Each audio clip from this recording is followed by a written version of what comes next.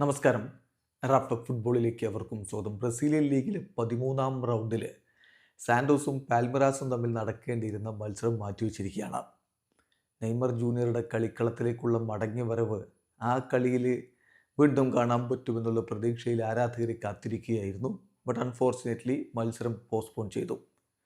ഇത് പോസ്റ്റ്പോൺ ചെയ്യാൻ വേണ്ടി പാൽമറാസ് അങ്ങോട്ട് ആവശ്യപ്പെട്ടതാണ്. അത് CBF അംഗീകരിക്കുകയായിരുന്നു. കളി ഷെഡ്യൂൾ ചെയ്തിരുന്നത് 11-ാം തീയതി ആയിരുന്നു.